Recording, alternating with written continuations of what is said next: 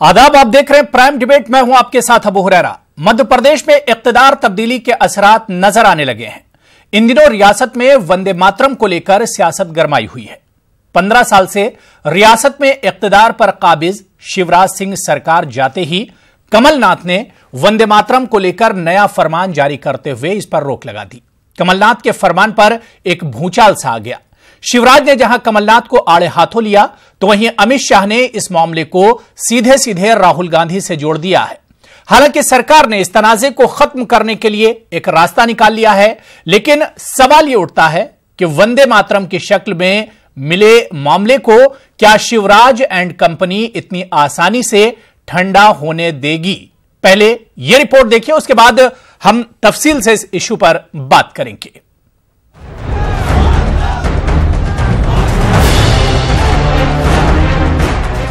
मध्य प्रदेश में इक्तदार की तब्दीली के असरात नजर आने लगे हैं। इन दिनों रियासत में वंदे मातरम को लेकर सियासत गरमाई हुई है। कमलनाथ ने वंदे मातरम को लेकर नया फरमान जारी करते हुए इस पर रोक लगा दी है। यानी शिवराज एंड कंपनी को बैठे बिठाए कांग्रेस और कमलनाथ को घेरने का मौका मिल गया है। सेक्रेटेरिएट में वंदे मातरम गाने की रिवायत को रोके जाने के मामले को बीजेपी मुल्क गिर इशू बनाने की तैयारी कर रही है। साबिक वज़ीर आला शिवराज सिंह ने कहा कि वो बीजेपी के सभी अरकान के साथ असेंबली इजलास शुरू होने के दौरान सेक्रेटेरिएट के अहाते में वंदे मातरम गाएंगे। वंदे मातरम देशभक्ति का पर्याय है। सरकार को जवाब देना पड़ेगा, क्यों बंद किया, किसके कहने पर बंद किया, किसको खुश करने बंद किया। ये वो लोग हैं जो अब मध्य प्रदेश में पूरी तरह से थक हार कर परेशान होकर नॉन इशू को इशू बना रहे हैं। कांग्रेस सरकार ने, आदरणीय कमलनाथ जी ने घोषणा करी है कि वो नए स्वरूप में वंदे मातरम को शुरू करना चाहते हैं। उन्होंने घोषणा करी है कि वो शौर्य स्मारक से लेकर वल्लभ भवन तक मार्च होगा, जिसमें पूरे शान और शौकत के साथ पुलिस बैंड के साथ अधिकारी ही नहीं, आम जनता भी उसमें सम्मिलित हो पाएगी। इसको निकालेंगे और ये हर सरकार का अधिकार है कि कौन सा कार्यक्रम कैसे चलाए। उधर बीजेपी सदर अमित शाह ने इस मामले को कांग्रेस सदर राहुल गांधी से जोड़ दिया है। अमित शाह ने राहुल गांधी से सवाल किया कि क्या वंदे मातरम पर रोक का फैसला उनका है। उन्होंने कांग्रेस पर नफरत की सियासत करने का इल्जाम लगाया। उधर कांग्रेस ने इस मामले पर सफाई दी है कि वंदे मातरम बंद नहीं किया गया है, फिलहाल रोका गया है और इसमें बेहतरी की जाएगी।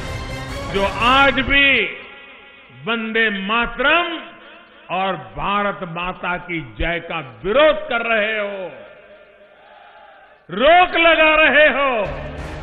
वाज़ेह है कि मध्य प्रदेश में गुज़िश्ता 3 वर्षों से हर माह की पहली तारीख को रियासती सेक्रेटेरिएट के अहाते में सभी अफसरान मुलाजमीन की मौजूदगी में वंदे मातरम गाया जाता था। नए साल के पहले दिन जब सेक्रेटेरिएट में वंदे मातरम नहीं गाया गया तो इस पर सियासत तेज हो गई। उधर सरकार ने इस मामले पर यू टर्न लेते हुए अपना फैसला तब्दील कर दिया है और अब एक नए तरीके से पुलिस बैंड के साथ अफसरान और मुलाजमीन के साथ आम लोग भी इस प्रोग्राम में शामिल हो सकेंगे। वंदे मातरम का यह प्रोग्राम शौर्य स्मारक से शुरू होकर गांधी मुजस्समे तक जाएगा। लेकिन सवाल यही कि कमलनाथ सरकार को इस हसास मामले को छेड़ने की क्या जरूरत थी, और सवाल यह भी है कि क्या कमलनाथ के जरिए वंदे मातरम को दिया गया नया रूप बीजेपी को कबूल होगा। Bureau report, news 18 Urdu. तो अब बड़ा सवाल यह उठता है कि जो एक नया रूप वंदे मातरम के इस प्रोग्राम को दिया गया है कि क्या वो नया रूप एक तरह से बीजेपी को कबूल होगा, ये बड़ा सवाल उठता है। कुछ खास मेहमान मेरे साथ जुड़े हुए हैं इस इश्यू पर बातचीत करने के लिए। बहुत जल्दी अपने मेहमानों का आपसे हम तारुफ करा दें। मेरे साथ रजनीश अग्रवाल हैं जो कि स्पोक्स पर्सन हैं बीजेपी के, भोपाल से जुड़े हुए हैं। मृणाल पंत हैं स्पोक्स पर्सन कांग्रेस के।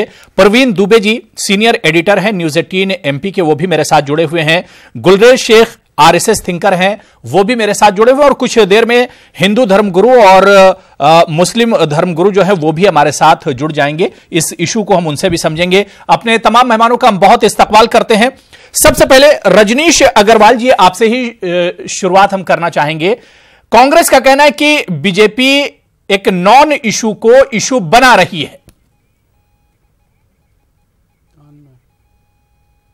देखिए, नॉन इशू कैसे हो गया? वंदे मातरम इस देश का राष्ट्रगीत है, संविधान ने स्वीकारा है, संविधान सभा में इस पर खूब चर्चा हुई है और ये आजादी की लड़ाई में हमारे तमाम क्रांतिकारियों का, आजादी की लड़ाई लड़ने वाले सत्याग्रहियों का मंत्र रहा है, आजादी के बाद भी देशभक्ति का प्रेरणा का स्रोत रहा है। तो इसमें नॉन इशू कहां हो गया? आप 1 जनवरी 2019 की शुरुआत में ही आप वंदे मातरम गायन पर रोक लगा देते हो और फिर कहते हो ये इशू नहीं है। आपको रोक लगाने का क्या कारण था? अगर 1 जनवरी को कुछ लोग वंदे मातरम गा लेते तो कौन सा 10 जनपद में भूचाल आ जाता?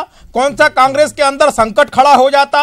ये वंदे मातरम गायन पर रोक लगाकर आपने जो लगातार ये वंदे मातरम पर विवाद चला आ रहा है उसे बढ़ाने का प्रयास किया है। आप हर बार वंदे मातरम को विवादित बनाते आए हो। मैंने पहले भी कहा कि 28 अक्टूबर 1937 में पंडित नेहरू जी ने कलकत्ता अधिवेशन में इसकी अनिवार्यता समाप्त करने की घोषणा की थी। इस पर 2 पैरे में इसको समेटने का काम किया था। वो तब से लेकर अब तक लगातार वंदे मातरम पर विवाद जो करता है, विरोध जो करता है, गायन पर रोक जो लगाता है, सांप्रदायिक जो इसको बताता है, उसके साथ कांग्रेस खड़ी होती है। और ये पहले बार लेकिन रजनीश जी इस बार तो विवाद मतलब उतना गहरा नहीं था। इस बार खुद कमलनाथ ने कहा कि हम इसको एक नए रूप में लेके आएंगे और उन्होंने उसकी घोषणा भी कर दी, उसका ऐलान भी एक तरह से उन्होंने कर दिया। क्या ये जो नया रूप है, क्या इस पर भी आप लोगों को एतराज है? नहीं, हमें वंदे मातरम गायन पर कोई ऐतराज नहीं है। लता मंगेशकर जी की आवाज में गाया जाए, आशा मंगेशकर की आवाज में गाया या रहमान की आवाज में गाया जाए। वंदे मातरम में तो बहुत फ्लेक्सिबिलिटी है साहब, किसी भी राग में गाया, किसी भी बैंड के साथ गाया जाए। सवाल यह है कि आपने रोका क्यों? आप क्यों रोक के क्या संदेश देना चाहते थे? क्या इस देश में एक तबका है जो वंदे मातरम का विरोध करता है, भारत माता की जय का विरोध करता है? आप उसको एड्रेस करना चाहते थे, उसके साथ खड़ा होना चाहते थे? आप देश का 2019 लोकसभा चुनाव के पहले नैरेटिव सेट करने का प्रयास कर रहे थे, जिसमें आप नाकाम सिद्ध हुए। देश में जब करारा विरोध आपका शुरू हो गया, भारतीय जनता पार्टी ने विरोध करना शुरू कर दिया, तो आपने इस प्रकार का प्रयास किया। ठीक है, मृणाल पंत से ही हम आपका जवाब ले लेते हैं। मृणाल पंत, बीजेपी को अब एतराज है कि 1 जनवरी को गीत, आखिर वंदे मातरम गीत क्यों नहीं गाया गया? एक रिवायत थी, वो एक रिवायत कांग्रेस ने तोड़ी, नई सरकार ने उस रिवायत को तोड़ा।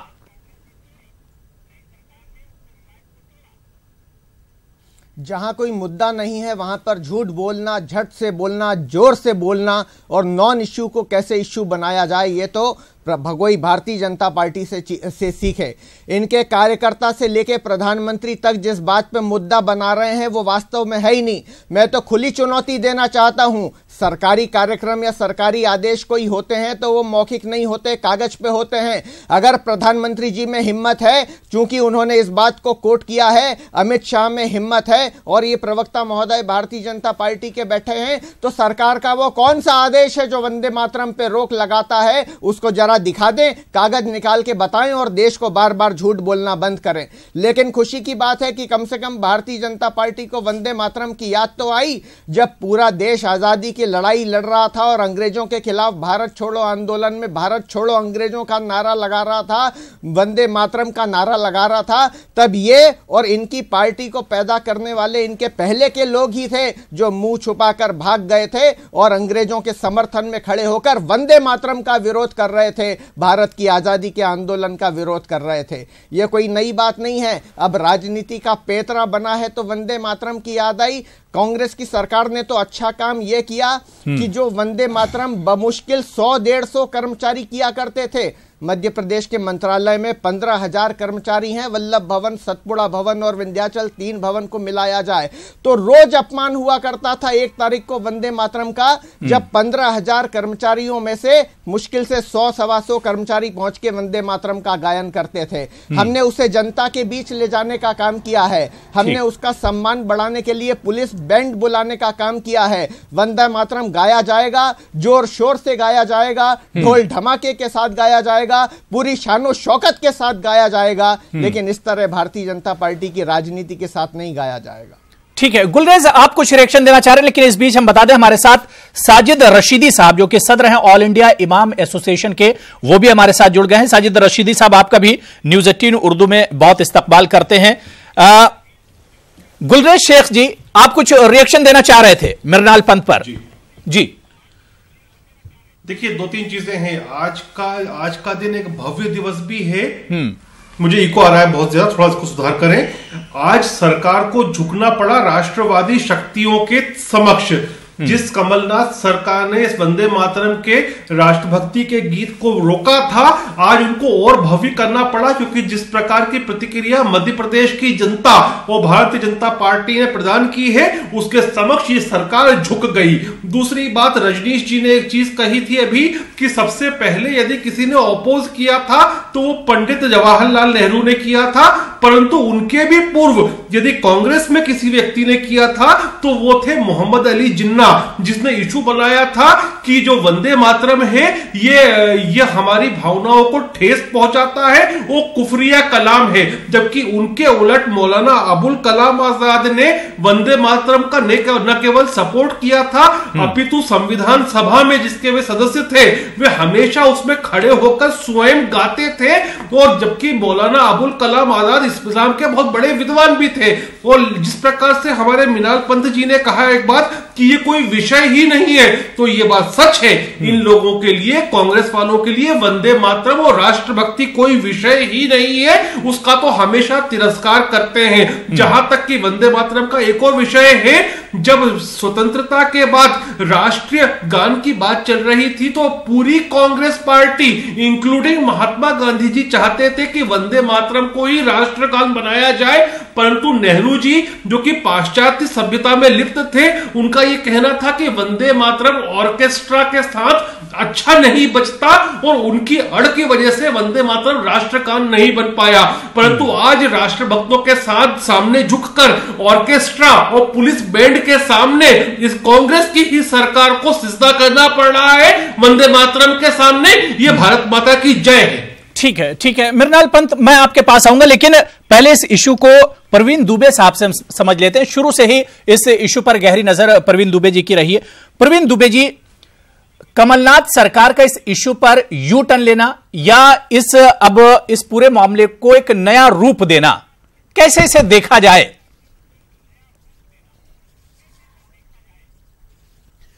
देखिए, मुझे लगता है कि ये छेड़खानी या शासय किया गया नहीं होगा, लेकिन चूंकि वंदे मातरम एक ऐसा मसला है जो तुरंत सियासत से जुड़ता है। तो एक तरफ राष्ट्रभक्त खड़े हो जाते हैं सो कॉल्ड, क्योंकि ये कोई तय नहीं है कि जो वंदे मातरम नहीं गा रहा वो देशद्रोही है। मैं कतई नहीं मानता इस बात को, लेकिन ये प्रचारित किया जाने लगता है। हमारी जो सूचना है वो ये है कि ये कहा था मुख्यमंत्री ने, चूंकि इन दिनों वो बड़ा नवाचार कर रहे हैं खुद को अलग दिखाने के लिए। जब उनसे कहा गया कि साहब, जो मृणाल पंत कह रहे हैं कि बहुत कम लोग आते हैं, तो उन्होंने कहा ये क्यों है, फिर कम लोग क्यों आते हैं, ये पूरे लोग आना चाहिए, फिर पंडाल क्यों लगता है और क्यों फिजूल खर्ची होनी चाहिए यदि मान लो ऐसा। उन्होंने कहा फिर यदि अगर करो तो फिर पूरे लोगों को इन्वॉल्व करो। और उस क्रम में हुआ, उन्हें भी शायद उम्मीद नहीं होगी कि इतना बड़ा तूल पकड़ लेगा। तुरंत शाम को बीजेपी के राष्ट्रीय अध्यक्ष ने ट्वीट कर दिया। उनकी मजबूरी हो गई, अब उनकी इतनी मजबूरी हो गई क्योंकि लोकसभा चुनाव उन्हें भी लड़ना है कि आज जो उनकी पार्टी की मीटिंग हुई कांग्रेस की दफ्तर की, तो उसकी शुरुआत वंदे मातरम के साथ हुई। अब उन्हें मजबूरी हो गई ये दिखाना कि हाँ वो राष्ट्रभक्त हैं और उन्होंने वंदे मातरम का विरोध किया नहीं। मुझे ये लगता है कि बहुत शासय या किसी योजना के तहत शायद शुरू नहीं हुआ होगा, लेकिन चूंकि उनसे एक चूक हो गई और उसे उन्हें ओन करना था, तो लिहाजा उन्होंने ओन किया और ये कह दिया कि अब हम इसका बड़ा विस्तार करेंगे और बड़े तरह से करेंगे। तो कुल मिला के ये हम कह सकते हैं कि आने वाले दिनों में हमारे यहाँ एक एमपी में खासतौर पर वंदे मातरम एक बड़ा मसला रहेगा। लेकिन कांग्रेस ये कोशिश कर रही है कि उसे इस तरह से प्रचारित किया जाए कि वो अपने हर आयोजन में तो प्रवीण जी जिस तरह से चुनाव में कांग्रेस ने अपने वचन पत्र में भी कुछ चीजें कही थी कि भाई आरएसएस के जो सरकारी ऑफिसेज में संघ के जो कार्यक्रम होते हैं उस पर रोक लगेगी, या जिस तरह से वंदे मातरम पर 1 जनवरी को वंदे मातरम नहीं गाने दिया गया, अब उसका एक नया रूप लाया जा रहा है। क्या सरकार, कांग्रेस ने चुनाव में जो वादे किए थे, क्या उसकी एक तरह से शुरुआत की है कांग्रेस ने? चुनाव के वादे में वंदे मातरम रोकना कतई नहीं था, लेकिन आप देखिए कि उन्होंने तय किया था पहले से। मुझे ये लगता है, जितना मैं समझ पा रहा हूं, मुझे नहीं, यदि कांग्रेस पार्टी ये मानती है कि वंदे मातरम आरएसएस का गीत है, तो हम छाती ठोक के बोलते हैं हमारा गीत है। ठीक है, गुलरेज जी आएंगे, थोड़ा सा इशू को हम समझ लेते हैं जी। कर लूं, मैं ये कहना चाह रहा था केवल के ये दरअसल ये है कि बीजेपी को कोई मुद्दा नहीं दे रहे कमलनाथ। इन्होंने तय किया था कि एक सड़क में प्रदेश व्यापी आंदोलन करेंगे किसानों के मसले पर। उन्होंने पहले दिन किसान कर्ज माफी का अनाउंसमेंट कर दिया, मिला या नहीं मिला ये एक बड़ा सवाल हो सकता है। 4-5 जो उन्होंने वचन पत्र अपना जो मैनिफेस्टो का उनका एक नया नाम है वचन पत्र, उसे 7 एजेंडे उसके पूरे कर दिए जो लोगों से जुड़े हुए थे। तो बीजेपी तलाश रही है, और बीजेपी इसलिए भी तलाश रही है क्योंकि अव्वल तो अल्पमत वाली सरकार है यहां पर।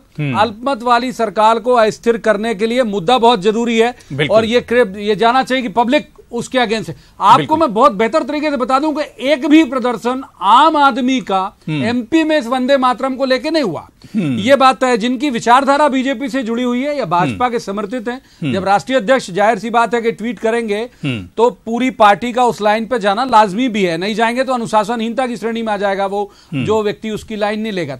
तो विरोध जो हुआ वो बीजेपी की तरफ से हुआ। अभी आम आदमी का सरोकार यहाँ बिजली पानी दैनंदिन जो जरूरत है गवर्नमेंट उसे पूरा कर दे, इसकी तरफ है रुझान। वो सियासत में उलझना नहीं चाहती, ये मैं बिल्कुल समझ पा रहा हूं। बिल्कुल मौलाना साजिद रशीदी साहब, क्योंकि जिस तरह से प्रवीण दुबे जी ने बताया कि भाई बहुत बड़ा इशू ये नहीं दिख रहा है और इस पर बहुत एतराज बीजेपी को नहीं होना चाहिए था, क्योंकि कमलनाथ ने पहले दिन कहा था कि हमने इस पर रोक नहीं लगाई है, कुछ इसकी हमने शक्ल बदली है, इसका रूप बदला है, और उन्होंने बाद में ऐलान कर दिया कि बैंड बाजे के साथ और पुलिस बैंड के साथ यह गीत गाया जाएगा।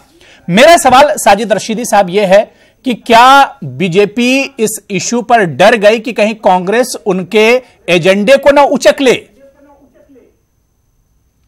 देखिए, एक चीज मैं आपको बता दूं, बीजेपी अब अपने तमाम जितने उसके तीर थे वो तमाम उल्टे उसके ऊपर आ रहे हैं। इन्होंने वंदे मातरम को बहुत ही उछाला। आपको याद होगा पिछले दिनों बड़ी डिबेटें हुई इस पर। लेकिन मैं आपको 2-3 उदाहरण देता हूं। एक तो मद्रास हाईकोर्ट का फैसला आया था, बिल्कुल, जिसमें मद्रास हाईकोर्ट ने यह कहा था कि इसको थोपा नहीं जा सकता। आप गाइए इसको, जिसकी श्रद्धा है वो गाइए, लेकिन आप किसी को यह नहीं कह सकते कि आपको भी गाना पड़ेगा, नंबर 1। दूसरे, सुप्रीम कोर्ट ने भी यह आदेश दिया था कि कोई आदमी अगर राष्ट्रगान के ऊपर भी खड़ा ना होना चाहे तो भी वो उसकी आजादी है, वो राष्ट्रद्रोह में नहीं आएगा जी। ये दो बातें हैं जिनको कोई भी आदमी टीवी पर, नेशनल मीडिया पर बताना नहीं चाहता। सवाल यह है कि वंदे मातरम इशू कभी भी नहीं रहा। ये जैसे जंग आजादी की बात कर रहे थे, जंग आजादी में वंदे मातरम मुसलमानों ने भी गाया, हिंदू ने भी गाया, सबने गाया है, मैं मानता हूं। लेकिन मौलाना अबुल कलाम आजाद ने आजादी के बाद में उसका समर्थन कभी नहीं किया। वो उस वक्त के हालात थे, उस वक्त जरूरी था जवानों के अंदर अरे चुप रहिए आप चुप रहिए, सुन लीजिए, चुप रहिए। अरे सुनिए, झूठ बोलने की पिटारी मत खोलिए, सुन लीजिए। आप क्या बात कर रहे हैं? आपके जैसे लोग ही आपको नहीं पता उस चीज का, सुन लीजिए। आप केवल दलाली करते हैं कौम की। अरे देखिए इस तरह की जबान इस्तेमाल मत कीजिए हमारे टीवी स्क्रीन से। इनको कहिए माफी मांगे इस बात पर, ये इजाजत हम आपको नहीं देंगे, इस तरह की जबान इस्तेमाल मत कीजिए। इतिहास पढ़े बात कीजिए, बिना इतिहास पढ़े बात कर रहे हैं। मैं बात नहीं करूंगा। आपको एतराज है, अपनी बात रखिए, लेकिन इस तरह की जबान मत इस्तेमाल कीजिए। मैं इस हल्के आदमी से बिल्कुल बात नहीं करूंगा भाई, आप इनसे कहिए बिल्कुल खामोश रहें, मेरी बात को सुनें। आप पहले सुन लीजिए, फिर आप जवाब दीजिए। आपको एतराज है तो अपनी बात रखिए जी। रशीदी जी, देखिए, शरीयत को मैं इनसे ज्यादा जानता हूं अल्हम्दुलिल्लाह, चूंकि मैंने 8 साल बाकायदा शरीयत को पढ़ा है। सुन लीजिए, कुछ चीजें ऐसी हैं इस्लाम में, अगर जान बचाने के लिए हमें शराब भी पीना पड़े और उसके अलावा कोई चीज ना हो तो हमें वो पीना भी जायज है, क्योंकि जान बचानी है। वंदे मातरम उस वक्त में देश की आजादी का मसला था, इसलिए उस वक्त के उलमाए कराम ने इसको गाया है, जमीयत ने भी गाया है, सबने गाया है। लेकिन आजादी के बाद में जो इस पर फतवे हैं, जो इस पर बाकायदा उलमा की दलीलें हैं, उसको नकारा नहीं जा सकता। हम बिल्कुल वंदे मातरम नहीं गा सकते, और ना ही कोर्ट इसको कहता है, ना ही सुप्रीम कोर्ट कहता है, ना कोई दूसरा कोर्ट कहता है। इसलिए वंदे मातरम को इशू बनाना यह राजनीति है, और सिर्फ राजनीति है। इसमें ना कांग्रेस का फायदा होने वाला है, ना बीजेपी का फायदा होने वाला है। ठीक है गुलरेज साहब, आप अपनी बात कह लीजिए। ठीक है, देखिए, मौलाना साजिद रशीद जी से मैं ये कहूंगा कि एक तो संविधान सभा की बहस को पढ़ें, और जो उसमें जो भी घटित हुआ वो सब लिखा हुआ है ऑन रिकॉर्ड। मौलाना अबुल कलाम आजाद साहब ने आजादी के बाद संविधान जब ड्राफ्ट हो रहा था, संविधान सभा की बैठकों के पहले बाकायदा वंदे मातरम गाया जाता था और उस पर वे खड़े भी होते थे और स्वयं गाते भी थे। और यदि मैं गलत हूं तो आप मुझे चैलेंज करें इस बात पर, और यदि मैं सही हूं और आप में हिम्मत है, आप मौलाना है, आप फतवा निकाल दे कि मौलाना अबुल कलाम आजाद मुसलमान नहीं थे। ऐसा हुआ ही नहीं, मैं मानता ही नहीं हूं, आप झूठ बोल रहे हैं। ठीक है, देखिए गुलरेज शेख और साजिद रशीद जी, अब डिबेट फिर आपकी हिस्ट्री में चली जाएगी।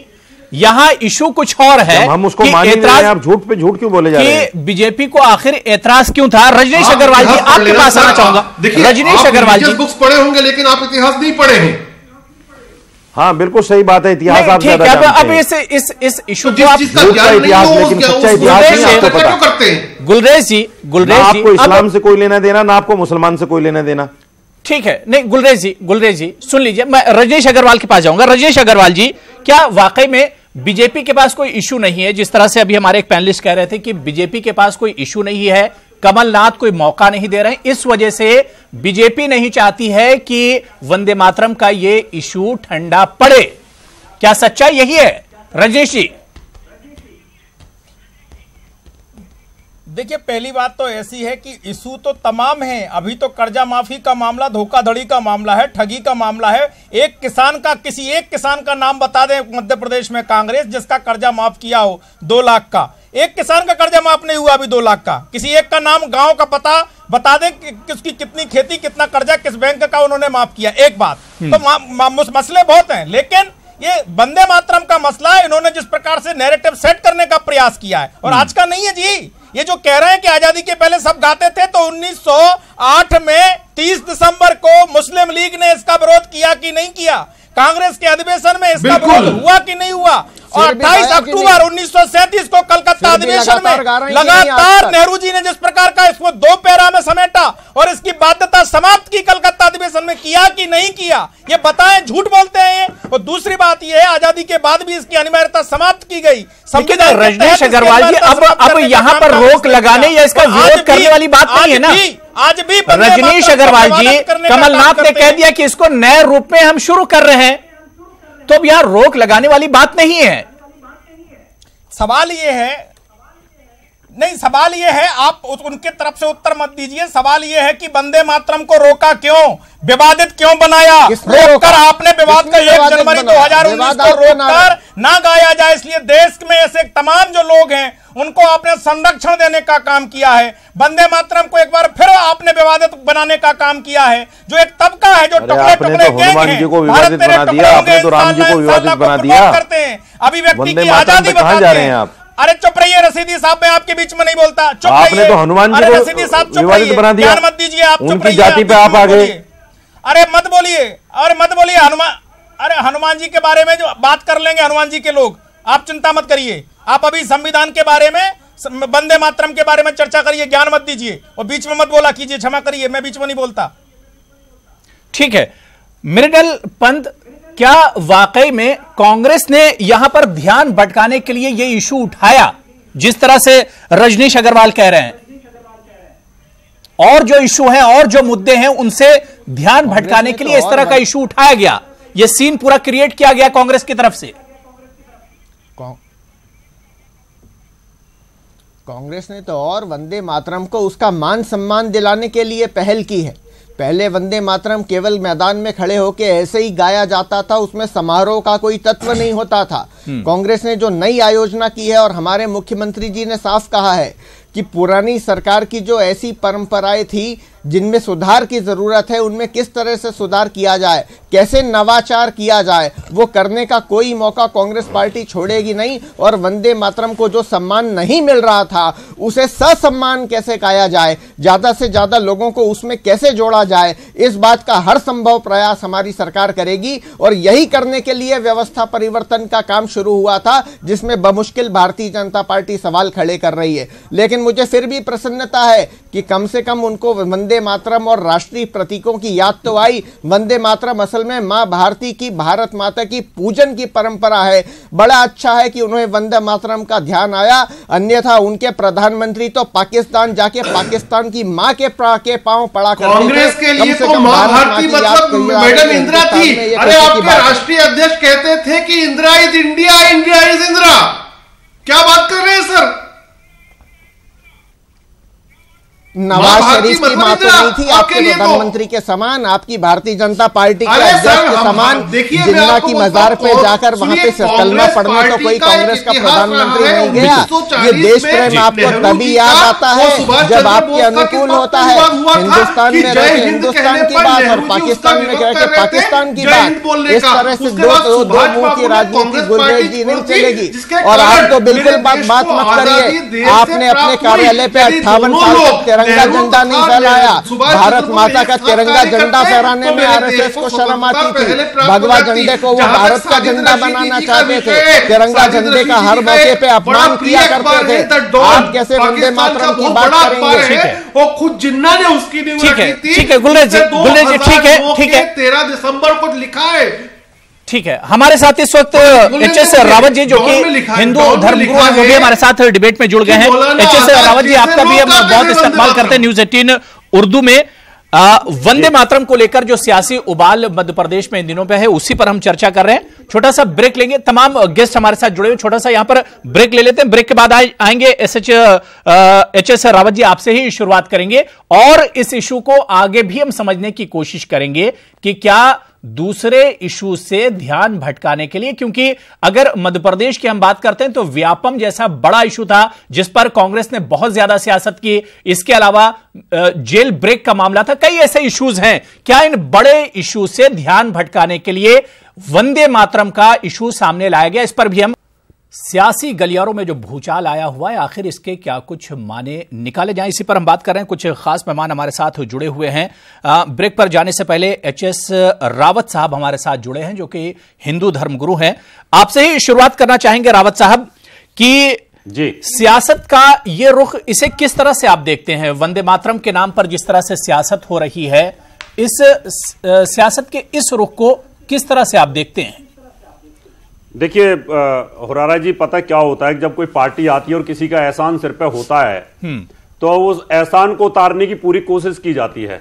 तो कांग्रेस ने सोचा कि जो मुस्लिम वोट मिला था इसका एहसान उतार करके वंदे मातरम को हम खत्म कर दें। लेकिन वो कांग्रेस ये भूल गई कि देश की आजादी के अंदर जो नारा चलता था वंदे मातरम का, उसको इग्नोर करके वो कैसे चल पाएंगे। बाद में फिर उनको एहसास हुआ और जब एहसास हुआ तो फिर उसको नगाड़े और ढोल के साथ में सोचा कि उसको लेकर के चलेंगे। क्योंकि कोई भी अगर देश का एक राष्ट्रीय गान होता है, एक उसका एक कहीं ना कहीं एक उद्घोष जिसके अंदर एक ताकत होती है, यूनिटी होती है, जिसमें हिंदू मुस्लिम सिख ईसाई सब एक उस उद्घोष के पीछे चलते हैं। जय हिंद जैसे आर्मी चलती है, जय हिंद।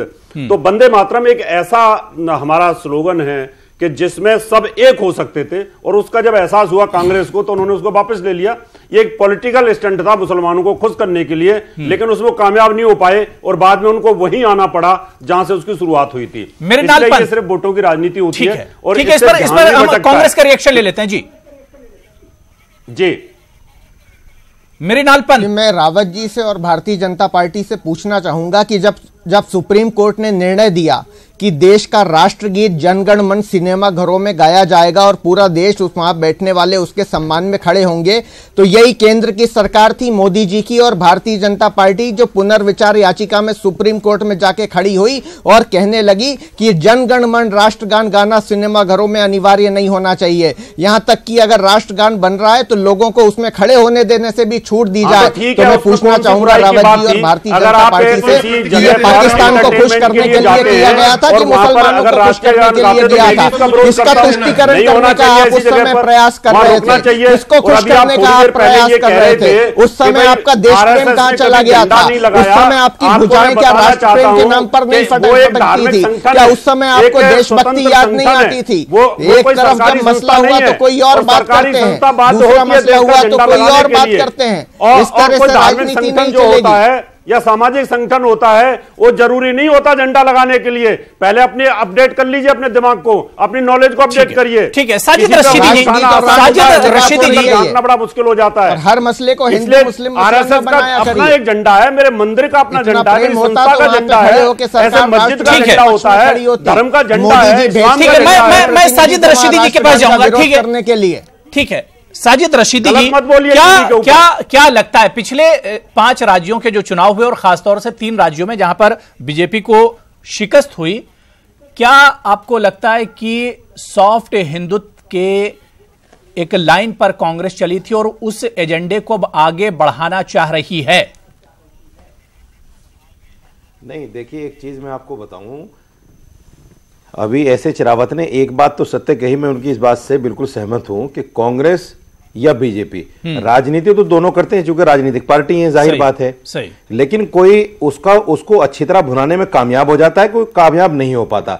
अब जैसे देखिए, सोमनाथ का मंदिर कांग्रेस ने बनवाया, मूर्तियां कांग्रेस ने रखवाई, ताला कांग्रेस ने खुलवाया, बाबरी मस्जिद कांग्रेस ने शहीद कराई, लेकिन भुनाने में कामयाब बीजेपी हो गई राम मंदिर को। जबकि राम मंदिर पर उनका एक जर्रा बराबर काम नहीं है। जो मेहनतें विश्व हिंदू परिषद की और दूसरी संस्थाओं की हैं, लेकिन ये सत्ता में पहुंच गए, 2 से 325 पे आ गए।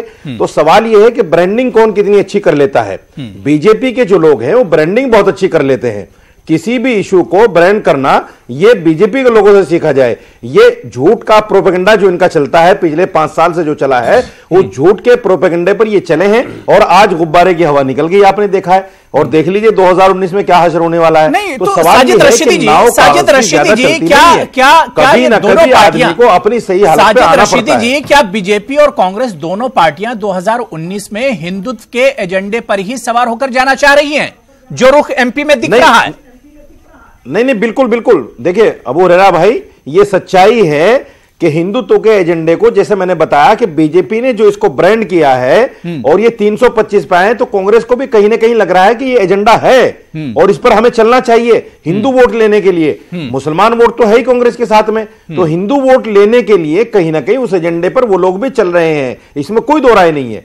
लेकिन बड़ी विडंबना इस देश की यह है कि राजनीति करते करते लोग धर्म पर आ गए और धार्मिक चीजों को भी राजनीति के अंदर इन्होंने घसीटना शुरू कर दिया। जैसे राम है, राम मंदिर है, या हनुमान जी हैं, या दूसरी और इस तरह के सीता जी हैं, टेस्ट बेबी कह दिया गया उनको। तो ये बड़ी देश की विडंबना है और इन राजनीतिक पार्टियों को कम से कम इससे बाज रहना चाहिए। अपने विकास के एजेंडे को सामने लाएं, लोगों के लिए काम करें, उनको उनकी बेरोजगारी, उनका स्वास्थ्य, उनकी तालीम, उनकी एजुकेशन पर बात करें और आगे बढ़ें और बताएं कि हमने इतना बड़ा काम किया है। अगर ये लोग काम करेंगे, विकास करेंगे, तो फिर धर्म का सहारा लेने की जरूरत नहीं पड़ेगी।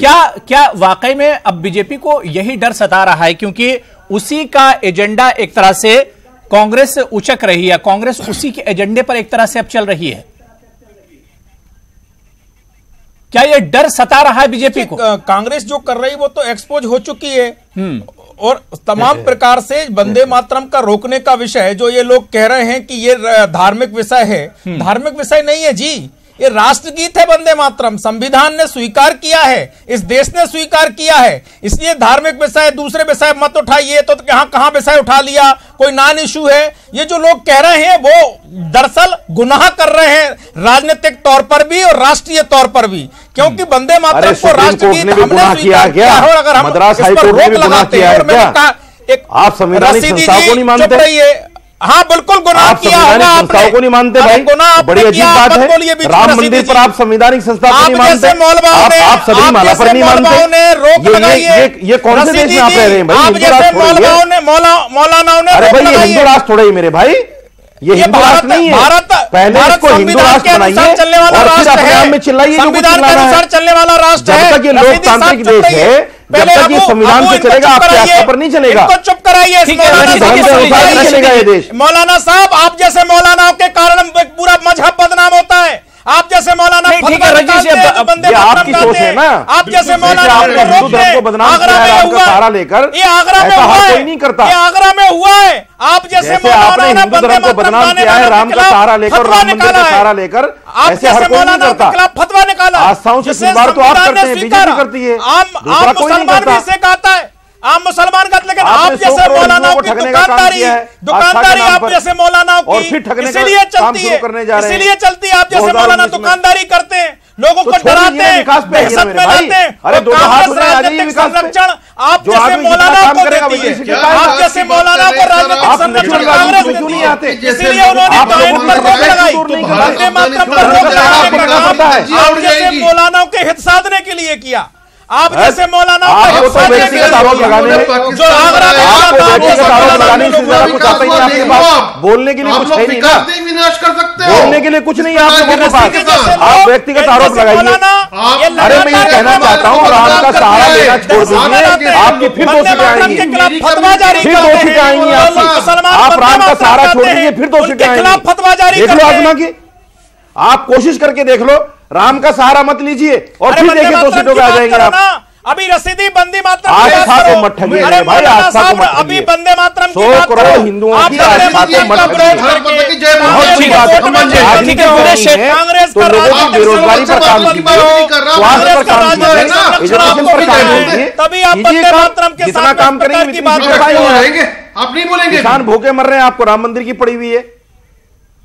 ठीक है गुलरेज, अरे सर आप फालतू बातें मत करें। ठीक है गुलरेज आप अपना रिएक्शन दीजिए, लेकिन मेरा वही सवाल है कि क्या आपको भी लगता है कि बीजेपी और कांग्रेस दोनों एक ही। अबू एक मिनट अबू एक मिनट रुकिए। ठीक है रसीदी साहब जो मौलाना बैठा ले, इनको बीच में बोलने से रोकिए, बीच में बोलने से रोका कीजिए। देखिए रजनीश अग्रवाल जी, अब ये आप कैसे कह सकते हैं कि बीच में कोई नहीं बोल सकता है?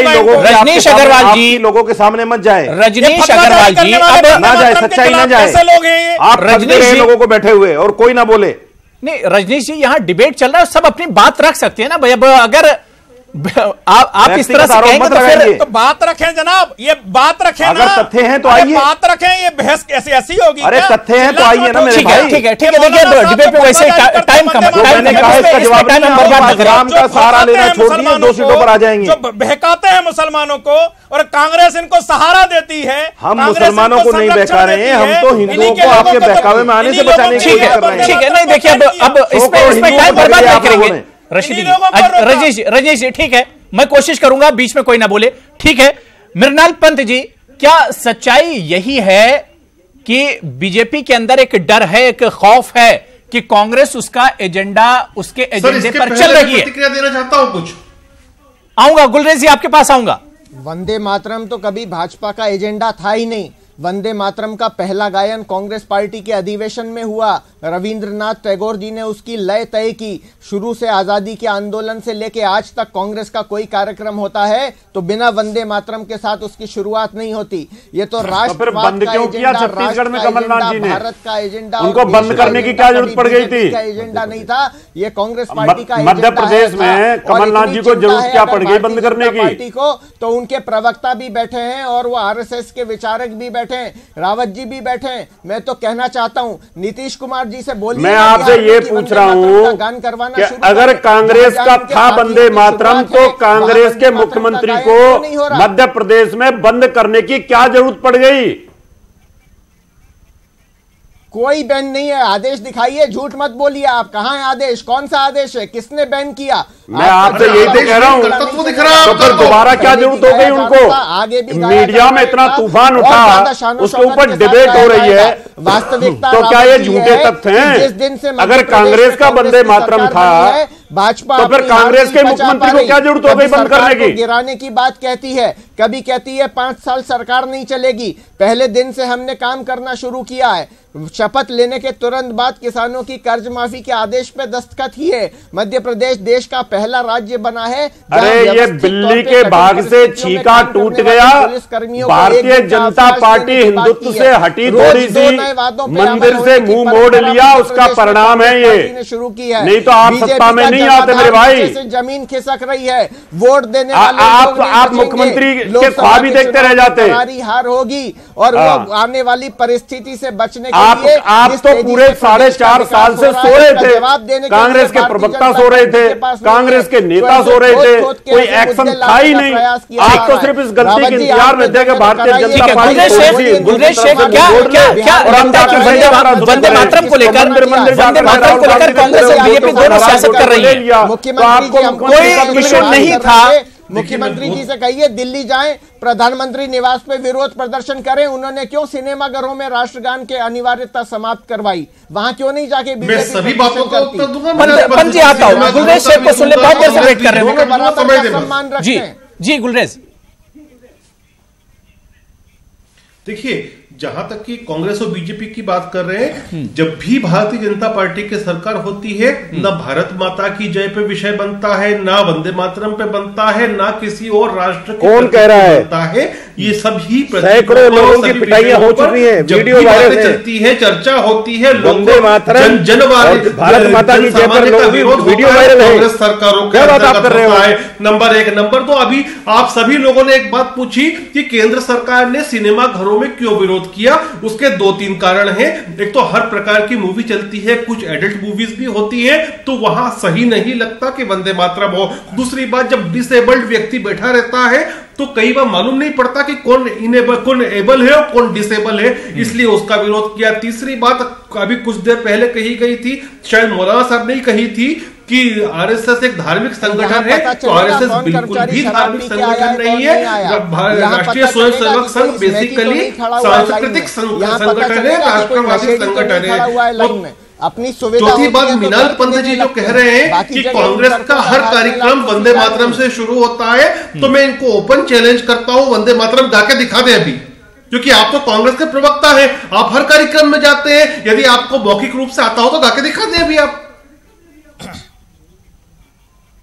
अरे तो शस्य श्यामला सुजलाम सुफलाम से लेके अंत तक गा के दिखा दूंगा गुलरेज जी। लेकिन जब भारतीय जनता पार्टी के कार्यकर्ताओं से ये सवाल पत्रकारों ने पूछा तो टीवी चैनलों ने लाइव दिखाया कि एक लाइन से ज्यादा। अरे सर हम भी गा देंगे, रजनीश जी भी गा देंगे भी थे, 2 जिलाध्यक्ष मौजूद थे। अरे हम भी गा देंगे, रजनीश साहब भी गा देंगे। आप गा के सुना दें, आप गा के सुनाए। नहीं आप गा के सुनाए। आप बोल रहे हैं ना कि कांग्रेस पार्टी के हर अधिवेशन में हर कार्यक्रम में गाया था, गा के सुनाए। झूठ बोल रहे हैं क्योंकि आप वंदे मातरम गाते गाते अरे झूठ बोल रहे हैं सर आप। खड़े होते हैं कांग्रेस को नफरत है वंदे मातरम से। यदि कांग्रेस सम्मान करती होती वंदे मातरम का तो नेहरू जी कभी अपोज नहीं करते कि इसको राष्ट्रगान न बनाया जाए और वंदे मातरम की जगह गुम हो गई, जनगण मन को बनाया जाए। तीसरी लाइन नहीं गाई गई। अरे आपको तो आप सर आप अभी हमको बोलेंगे तो हम पूरा कर देंगे, रजनीश जी गा देंगे। आप गा के सुनाए तो मान लेंगे हम, क्योंकि आप ठीक है। रावत जी आपके पास आना चाहूंगा, दीजिएगा। ठीक है, देखिए टाइम कम है, गाएंगे तो बहुत टाइम निकल जाएगा। आप नहीं गा पाएंगे, आप हमको बोले हम गा के सुनाते। रावत जी मध्य प्रदेश की हम बात करते हैं तो पिछले कई सालों से व्यापम एक बहुत बड़ा इशू रहा है मध्य प्रदेश में। कांग्रेस उस पर खूब सियासत भी कांग्रेस ने की है। इसके अलावा जेल ब्रेक का मामला था, मंदसौर फायरिंग का मामला था, कई बड़े बड़े इश्यूज थे।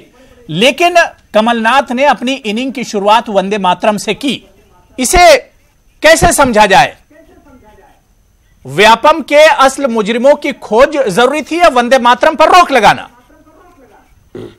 मैंने आपको कहा था कि अबू जी तथ्य ठीक कर लीजिए, कोई रोक नहीं लगी है। तो उन्होंने कहा था काला धन लेके आएंगे, वो काला धन का मामला रुक गया। अब पता नहीं क्यों रुक गया। ऐसे कमलनाथ जी ने कहा था कि हम व्यापम घोटाले का पर्दाफाश करेंगे, मुझे लगता है वो भी नहीं करेंगे। कारण ये होता है कि इसमें दोनों तरफ के लोग इन्वॉल्व होते हैं इस तरह के केसेज में। अब हो सकता है कांग्रेसी नेता भी बहुत सारे व्यापम घोटाला में इन्वॉल्व हो सकता है उनके बहुत सारे लोगों के कॉलेज है, क्योंकि लाइसेंस उनको मिले हुए हैं कॉलेज के। तो इसलिए उस मुद्दे से ध्यान भटकाने के लिए इन्होंने वंदे मातरम का एक रास्ता चुन लिया कि वो मुद्दे जो हमने लिए थे वो दब गए। आम आदमी पार्टी ने कहा था हम कांग्रेस के घोटाले खोलेंगे, नहीं खोले। कांग्रेस ने कहा हम उनके खोलेंगे, उनके भी नहीं खोले। तो कोई किसी का नहीं खोलता। इसलिए सब कहीं ना कहीं एक ही थाली के अंदर खाना खाते हैं बैठ करके, जब पार्लियामेंट में होते हैं या विधानसभा के अंदर होते हैं। पब्लिक मूर्ख बनती है यहाँ पर। पब्लिक को ध्यान देने की आवश्यकता है। रशीदी जी, क्या यही आपके भी समझ में आता है कि जेल ब्रेक का मामला मुसलमानों और माइनॉरिटी से जुड़ा हुआ एक बड़ा मामला था, उस पर खूब सियासत कांग्रेस ने की थी और कहा था कि अगर हम इख्तिदार में आएंगे तो इस इशू को हम देखेंगे और इसे हल करेंगे, सच्चाई निकालकर सामने लाएंगे। लेकिन शुरुआत वंदे मातरम जैसे सेंसिटिव इशू से की गई। 2019 भी सामने है। ये सेंसिटिव इशू से उठाए जाते हैं कि जो बड़े गंभीर जो केसेज होते हैं या मुद्दे होते हैं वो कहीं ना कहीं दब जाते हैं, साजिद रशीदी जी भूल जाती है। रशीदी जी जी जी जी जी जी नहीं, देखिए असल में क्या है, मैं आपको बताऊं, जिस तरह के मुद्दे मुसलमानों के लिए मध्य प्रदेश में कमलनाथ जी लेकर आए थे, ये सरकारी तौर पर संभव नहीं है। होता क्या है, हमारे वक्फ बोर्ड्स हैं जो सरकार के अंडर में आते हैं, वो काम उनके हैं। ये तो मुसलमान वोटों को लुभाने के लिए किया गया था। वो कैसे कर देंगे इमामों की तनख्वाहें? बताइए मुझे। इमामों की तनख्वाह देने का मतलब यह है कि अगर सरकार इमाम की तनख्वाह देगी तो फिर मंदिरों को पुजारियों की तनख्वाह भी देनी चाहिए उनको, फिर गुरुद्वारे के जो महंत हैं उनको भी देना चाहिए, जितने भी ग्रंथी हैं उनको देना चाहिए, तो सारे धर्मों के लोग खड़े हो जाएंगे। तो सरकारों के ये काम नहीं है। आज असल में घोड़ लग गई है और बीजेपी ने एक रास्ता दिखा दिया है कि देश की जनता मूर्ख बन सकती है। उनके सामने बहुत बड़े झूठ के पुलंदे लेकर आ जाओ, इतने झूठ बोलो उनके सामने, इतने झूठ बोलो कि लोग भयभीत हो जाएं और लोग ये समझने लगे कि साहब इससे बड़ा मसीहा कोई है ही नहीं। जैसे बीजेपी ने बोला और 5 साल बिल्कुल ये इतने ऐश में काट के चले गए। आज जब इनसे जनता सवाल कर रही है तो बगले झांक रहे हैं। इनके बाद जवाब देने के लिए कुछ भी नहीं है। कांग्रेस की बारी, वही धर्म के मुद्दे पर आ गए तो सारी पार्टियां उसी पर सियासत कर रही हैं। कई बड़े इशू आपके सामने हैं जिस पर कमलनाथ ने खूब चुनाव से पहले उस पर बोला था, बयानात दिए थे। उन इश्यूज के दूर दूर तक कहीं वो इशू नजर नहीं आते हैं। एक सेंसिटिव इशू आप लोगों ने चुना, वंदे मातरम का।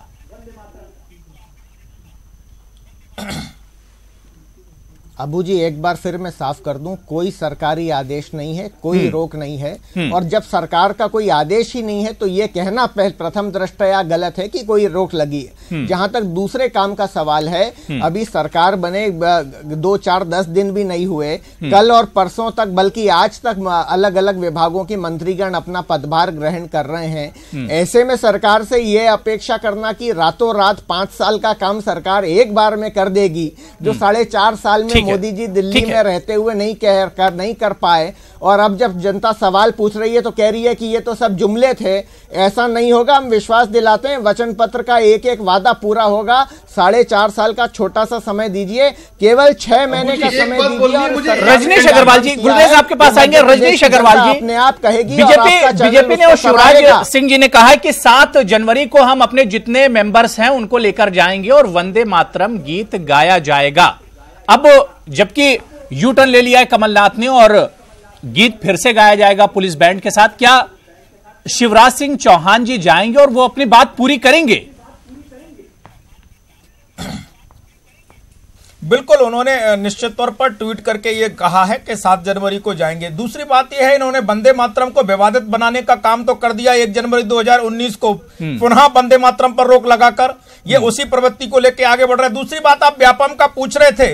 व्यापम के मामले में कमलनाथ जी की कांग्रेस सरकार बनते ही जो प्रमुख आरोपियों के वकील थे उनको एडिशनल एडवोकेट जनरल बना दिया गया। 2 लोगों को, जो प्रमुख आरोपियों के वकील थे, जो कांग्रेसी एक आईएएस अधिकारी पर आरोप लगाया करते थे, उसको कलेक्टर बना दिया गया, एक को रजिस्ट्रार बना दिया गया, एक को जो कांग्रेस का नेता था उसको प्रदेश का महामंत्री बना दिया गया। तो व्यापम के आरोपियों के साथ में, व्यापम के वकीलों के साथ में कांग्रेस ने एक काम किया है। और रही बात किसानों के कर्जा माफी की, तो मैं तो चैलेंज दे रहा हूं आज दिनांक तक 5 नाम बता दें जिन किसानों के 2 लाख के कर्जा माफ किए हैं। गांव के नाम, पता बता दें, खेती बता दें, बैंक का नाम बता दें, 5 किसानों के नाम बता दें, 5 किसानों के नाम बता दें। 1 नाम नहीं बता पाएंगे। एक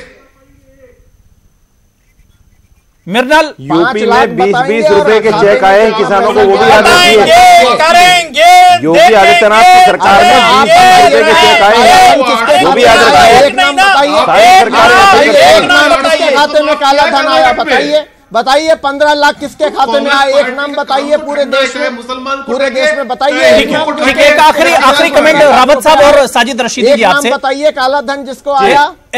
रावत जी 30 सेकंड आपको और रशीदी जी को 30 सेकंड की। इस तरह की सियासत से आवाम का बिल्कुल भला नहीं होता है। बड़े बड़े वादे आवाम से चुनाव के वक्त में किए जाते हैं, लेकिन इस तरह के इशू, सेंसिटिव इशू लाए जाते हैं और उसमें आवाम ठगे जाते हैं। रावत जी 30 सेकंड है आपके पास। अबू जी, होता क्या है कि जब कोई चुनाव लड़ता है तो चुनाव में हमेशा उस प्रकार के वायदे किए जाते हैं कि जो व्यक्ति के अपने इंटरेस्ट के साथ जुड़ जाते हैं जी। और धर्म एक सेंसिटिव इशू मामला होता है, जाति एक सेंसिटिव इशू होता है। जब किसी को टिकट ही इस बात पे दी जाती है कि यहां पर ठाकुर वोट है या जाट वोट है या मुस्लिम वोट का है, यहां पर ब्राह्मण वोट है, उस हिसाब से टिकट जब दी जाएगी तो वहां पर वोटों का समीकरण होता है। फिर जब बड़े लेवल पर हम देख के चलते हैं तो फिर वहां पर पूरा वोट बैंक पर ध्रुवीकरण बनता है। और जब अगर वो ध्रुवीकरण भी सच ना हो तो फिर उस समय यह तय किया जाता है कि हम इस मुद्दे को धर्म की तरफ लेकर 30 सेकंड में आप भी, या जो हमारे आपका भी जवाब चाहेंगे कि आवाम ठगे जाते हैं। इस तरह के इश्यूज पर सियासत होना मतलब आवाम को ठगा जा रहा है। अबू हुरैरा साहब, ये बिल्कुल सच्चाई है। इस देश के अंदर जिस तरीके से अवाम को ठगा जा रहा है, उनकी आस्था को ठेस पहुंचाई जा रही है, कभी राम मंदिर के नाम पर, कभी हमें 3 तलाक के नाम पर, कभी लव जिहाद के नाम पर, कभी गाय रक्षा के नाम पर, और कभी सीता मां को कुछ बोल के, और कभी हनुमान जी को कुछ बोल के, ये सारे के सारे ऐसी देश के मैं तो ये कहूंगा कि विडंबना है देश की। जाहिर सी बात है कि इस तरह के सेंसिटिव इश्यूज से बचना चाहिए और जो वादे करके सरकारें आती हैं अपने उन वादों पर खरा उतरना चाहिए, यानी अवाम के डेवलपमेंट और तरक्की के लिए ही काम करना चाहिए। बहुत बहुत शुक्रिया मेरे साथ जुड़ने के लिए साजिद रशीदी जी, रावत जी, रजनीश अग्रवाल जी, मृणाल पंत जी और गुलरेज शेख साहब, आपका भी बहुत बहुत शुक्रिया मेरे साथ प्राइम डिबेट में जुड़ने के लिए। आदाब।